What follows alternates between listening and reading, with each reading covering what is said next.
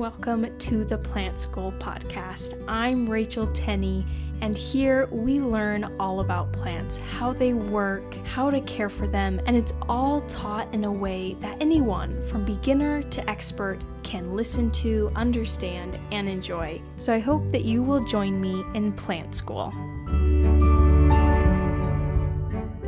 Hello and welcome to the Plant School podcast.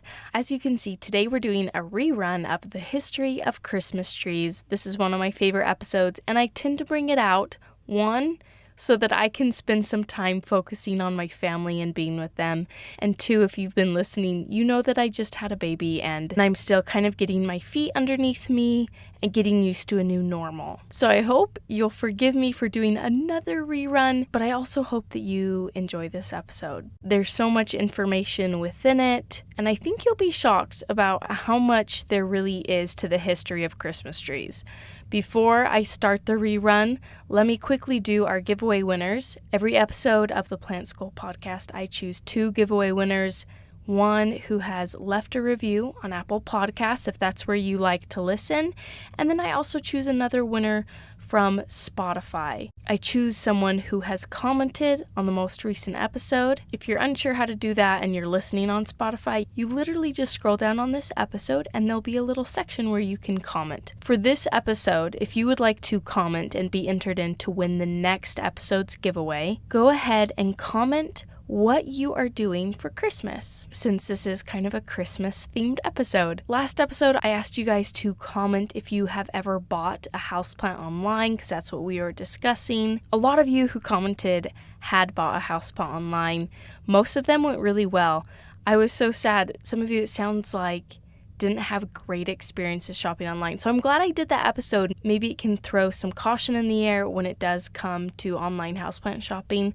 I will say, it wasn't with reputable websites. It sounds like most people struggled on Facebook Marketplace. Anyways, you can listen to all that on last episode. Our winner today is Jessica Pratt. She said, "I've only been brave enough to buy online once. Thanks for the push."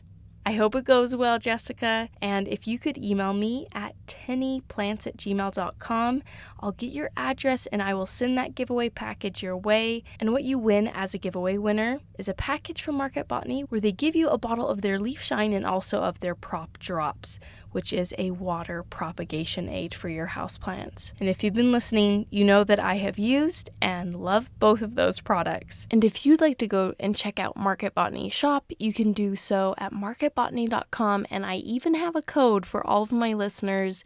It's Plant School Podcast, and that'll get you 10% off your order. So Jessica, again, email me at tennyplants, and then let's go over to Apple Podcasts and pick a winner from someone who has left a review. Our winner today that I've chosen, their username is just a bunch of random letters. I'll name the first few. It's DCTCT.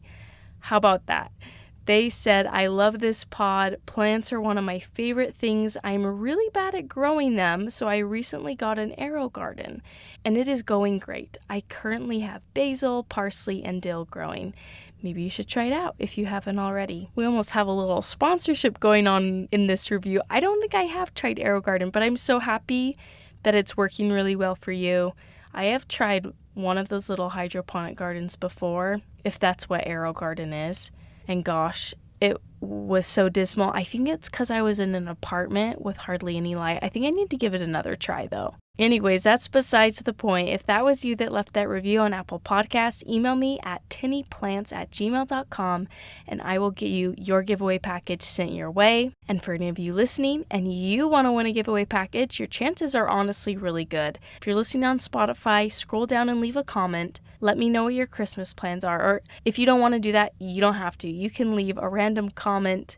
You can leave a little emoji or whatever, and that will enter you in. I'm not going to disqualify you from what you choose to comment. And then if you're listening on Apple Podcasts, go ahead and leave a review, and you are automatically entered in to win a giveaway. All right, with that, I'm going to go ahead and play the rerun to this episode, and I just want to wish you all a very Merry Christmas, however you choose to celebrate, and thank you so much for being here and listening. It means a lot to me, and I hope that you are having a great holiday season.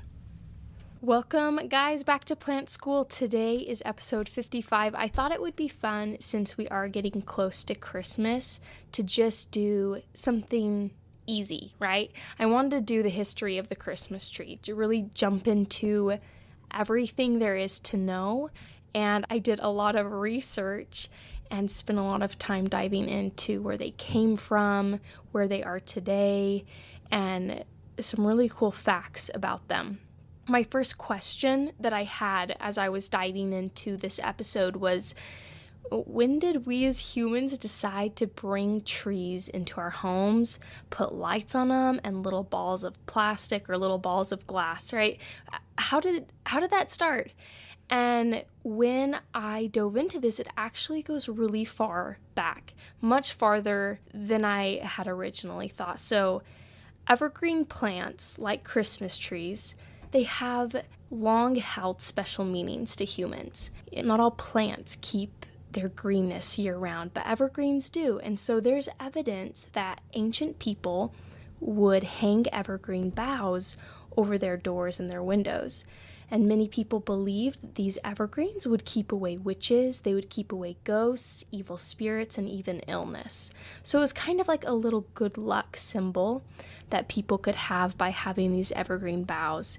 And the winter solstice, which is the shortest day of the year, and it's the longest night of the year for the northern hemisphere, usually falls on December 21st or 22nd. It has long been celebrated by mankind.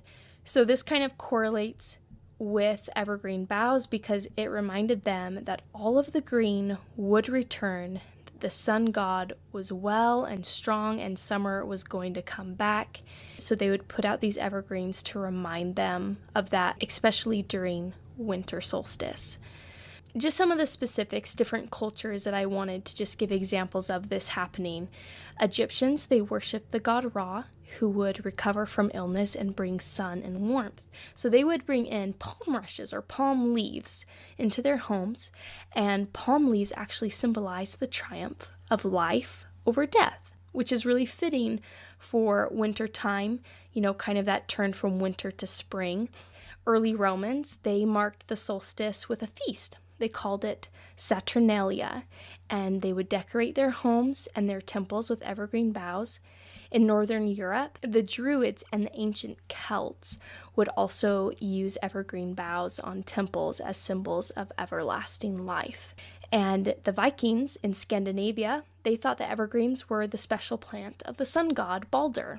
And then also, just another last example that I'm going to give is that there were some pre-Christian pagans in Europe, and they worshiped trees, and they worshiped their deities within groves of trees. So as you can see from these very ancient cultures, evergreen trees or evergreen boughs meant a lot to them, and they celebrated this a long time ago. What cultures, decided to bring the whole tree in, not just the boughs, but the entire tree. I just imagine, it's kind of like when a kid brings a puppy home, did they just yank in a whole tree? I don't know. I've brought pets home. My mom can attest to that. We've had many cats because I brought them home. So was this the case? Someone who loved trees just brought one in?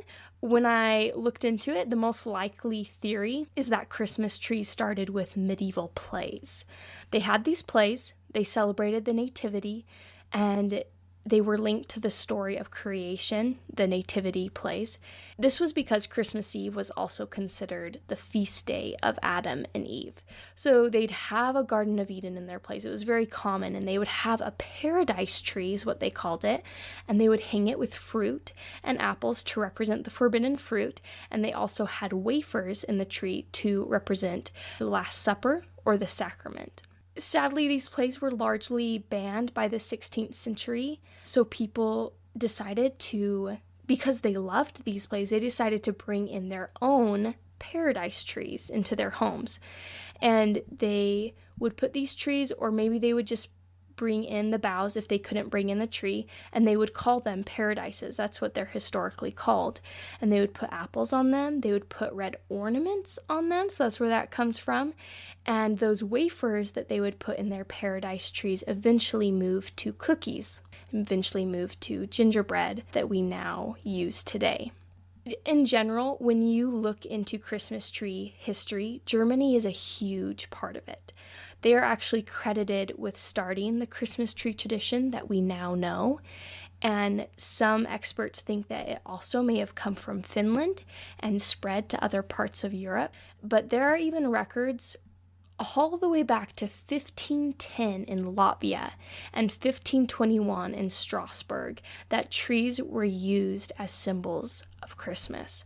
So we're talking, let's see, that's like over 500 years ago that this was going on, that people had trees that were linked to Christmas. And in the 16th century, there were devout Christians that would bring in decorated trees into their homes.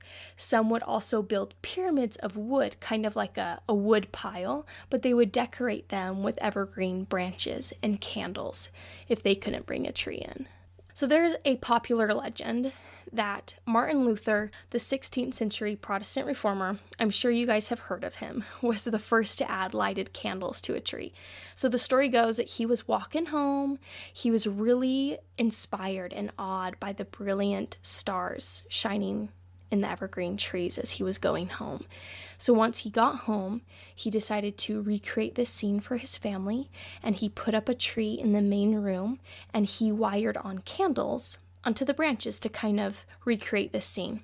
When I had read this, it just made me think of, if this is true, which, you know, it's probably not. This is just a very popular legend, right?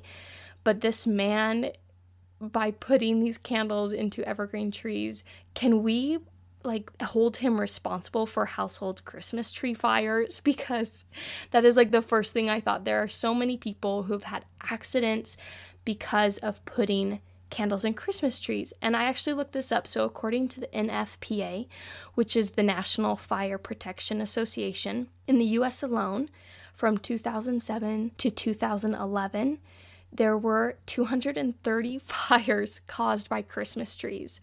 And you think about it, we only keep Christmas trees up for a month, right? It's not a very long time we have these in our homes. So the fact that there were 230 fires caused during this 1 month of the year, I feel like is pretty significant. And really sadly, these fires actually have led to 6 civilian deaths each year on average, which is really unfortunate. I don't think we can pin down Martin Luther, Protestant reformer of the 16th century, and say that he's responsible. But that aside, because of its supposed Lutheran origins, it was met with a lot of resistance, the idea of a Christmas tree with lights on it. And it was mostly met with resistance by the Catholics. It's really interesting to kind of think of that today, because the first Christmas tree in the Vatican was put up in 1986. So really not all that long ago, especially when you think about how Martin Luther was around in the 16th century, supposedly putting up the modern Christmas tree with candlelight in it. This has all been happening mostly in Europe, right? So I live in the US, so I'm wondering, how did the Christmas tree spread to America? Surprisingly, in the 19th century, many Americans found Christmas trees really odd. The first record of a Christmas tree on display was in the 1830s by the German settlers in Pennsylvania. When I was researching this, there were other claims to the first Christmas tree. There was one in Windsor Locks, Connecticut. They claimed that there was a Hessian soldier. He put up his own Christmas tree while he was imprisoned in 1777. So quite a few years from that original claim in the 1830s by those German settlers in Pennsylvania. But there's kind of some questions around who had the first Christmas tree in America. There's not detailed records, right, of people saying, yeah, we put up a Christmas tree and we are the first ones. It was kind of an oddity to have it in the first place. So a man by the names of Charles Follen is thought to be the first to introduce America to the custom of decorating your Christmas tree. There was also a German immigrant in Wooster, Ohio, named August Imgard. He is said to be the first to popularize the practice of decorating a Christmas tree with candy canes. And then as late as the 1840s, the Christmas tree was kind of seen, as I mentioned before, as a pagan symbol, not really accepted by most Americans. Americans' disdain of Christmas trees partly probably came from our English ancestors, partly probably because of the Catholic resistance to it, since it was seen as maybe a Protestant tradition. There's actually a prominent member of the 1600 Parliament. His name is Oliver Cromwell, and he preached against the heathen traditions of Christmas carols, of decorated trees, and any joyful expression of the sacred event that Christmas was. Oliver Cromwell, if you could come to the 20th century, if we could just drop you down like a little Sims character, I think you would be appalled by all the Christmas carols, the trees, and the joyful expressions going on today, because it is, I think, today seen as such a joyful thing. Maybe back in the 16th century, it was more of a solemn day. There wasn't a whole lot of the stuff we do today going on. In 1659, I thought this was really crazy. This is just to show how opposed Americans might have been to Christmas trees. So there was a General Court of Massachusetts. They enacted a law making any observance on December 25th other than going to church service punishable by law. So you could be fined for hanging decorations. And that included putting up a Christmas tree. So you can kind of see, this painted picture of why leading up into the 19th century, Americans weren't super familiar with Christmas trees. And like I said, the stern view was just there until the 16th century. And what started to kind of break into that was actually in 1846. Queen Victoria in England, she was sketched in the Illustrated London News, standing with her children around a Christmas tree. So not very popular at this time, right? We're in 1846. And Queen Victoria was very popular. The people loved her. She was a very popular queen, and she was seen as very fashionable. So this image that was sketched, it spread very quickly. It spread to the fashion-conscious American society, mostly along, the East Coast.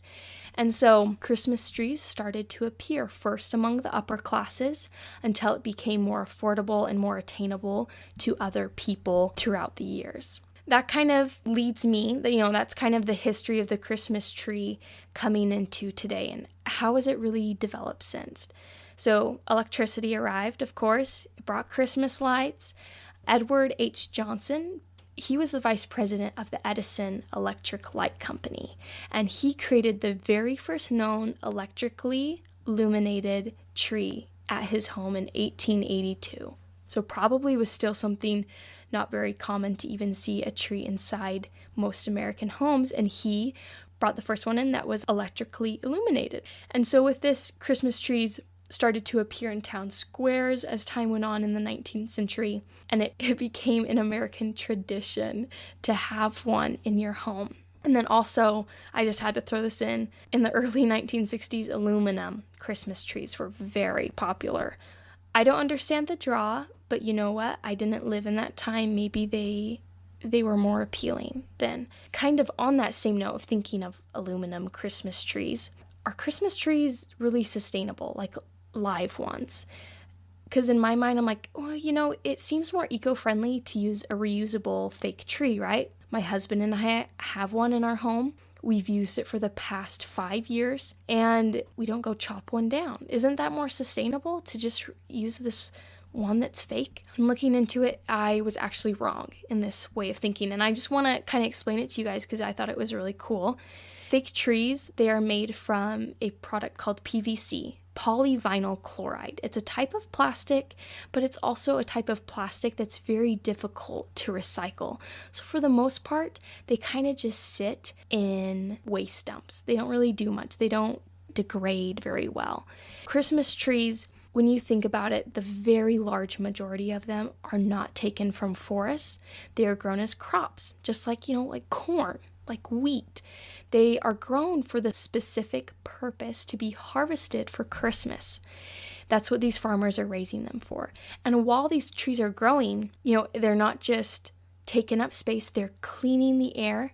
They are stabilizing the soil. By that, I mean there's roots in the soil, keeping the soil there. It's not eroding and washing away anywhere else.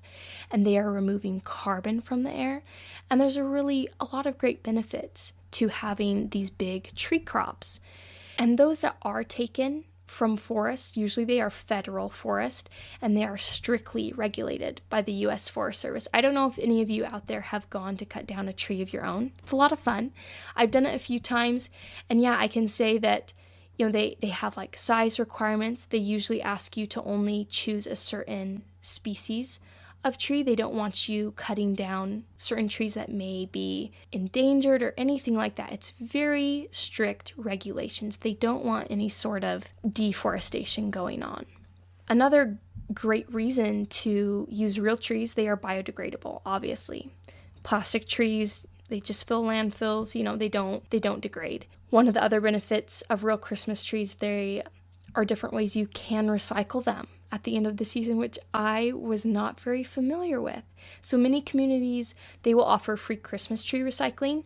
They will use those Christmas trees to make mulch, to make compost or wood chips from the trees. You can recycle it yourself if you really want to. You can use it for firewood, put it in a mulch pile, let it kind of decompose from there. Pine needles and fir needles can actually help your soil be more alkaline. If that's something you need. I know along the east coast of the United States, your soil is acidic, and making it more alkaline could be beneficial to you. Over here in the western United States where I live, not quite as beneficial because our soil is already very alkaline. That's because we don't get a lot of rain over here for the most part. You can also, I thought this was cool, you can put your Christmas tree into a pond and recycle it that way. It serves as a great refuge for fish and a source of food. And when I say this, I don't mean like go to your local fishing spot and chuck your Christmas tree into it. Please don't do that. Please don't. I mean, like, if you have a private pond that you own, you can put your Christmas tree into it, or if your neighbor does, you can ask them. Keyword ask them if you can do that. And make sure you are not dumping them in public waters. You can also burn your Christmas tree, and wood ash is really great to mix into your compost to make, some really great soil. Going kind of back to how communities offer free Christmas tree pickup or things like that. Some areas have curbside pickup, or they'll have a drop-off recycling center. You kind of just have to check with your city government on their website or whatever, however you get your information from your city government. There are also nonprofit groups like Boy Scouts that will pick them up for a small fee. Not every Boy Scout group, what are they called? Tribe. They're not tribes. Anyways, let's move on. Boy Scouts could pick them up for a small fee. Or if you're an entrepreneur, you could probably go out and pick up lots of trees and just charge a small fee for picking up people's trees and taking them to a recycling center, right?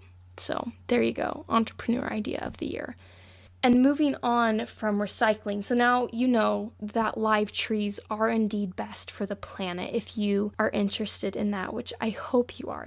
Moving on from that, what is the best type of Christmas tree?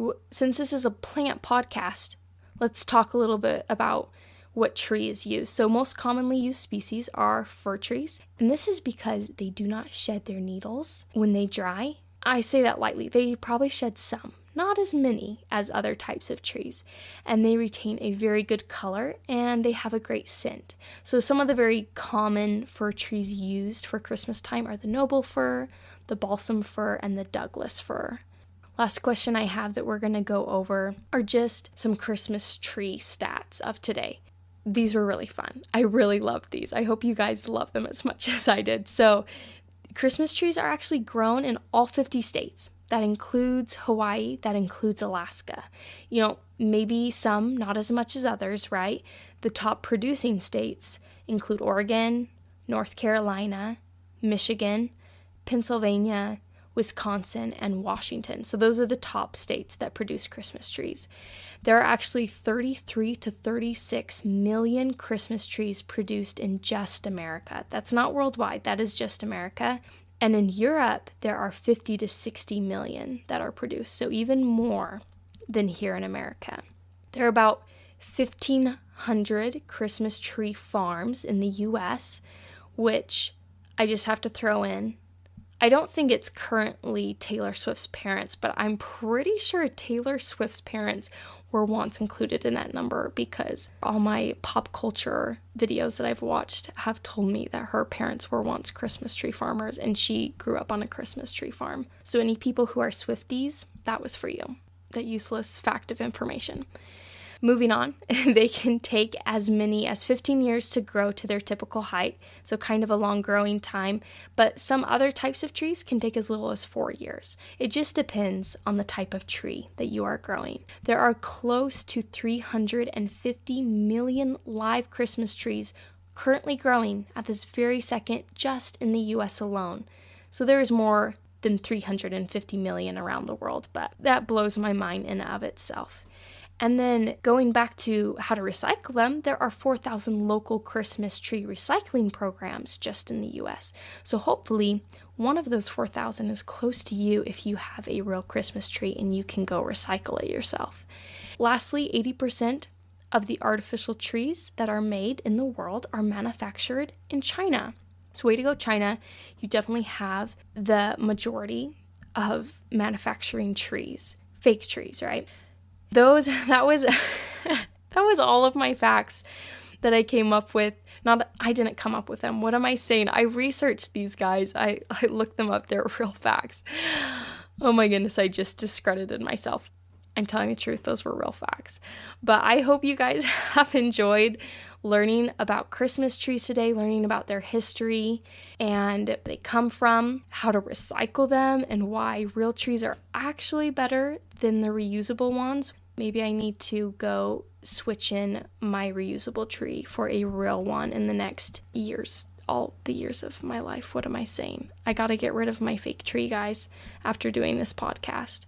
I hope you guys have enjoyed this podcast and learning about Christmas trees, and I hope that you guys have a great Christmas. Thank you so much for being here and for listening to the Plant School podcast. I hope that you will join me for our next episode. And if you would like to support this podcast and keep it going, there's a link down in the show notes of this episode where you can donate to this podcast. And I really appreciate all that help. Or you can go to my merch store, which is also linked in the notes of this episode. And you can find some really cool plant-related shirts and stickers. And if you want to support the podcast but spend no money, feel free to share it with a friend, leave a review. All these things greatly help me out and allow me to keep doing this. Again, thank you so much for listening and for being here at the Plant School podcast.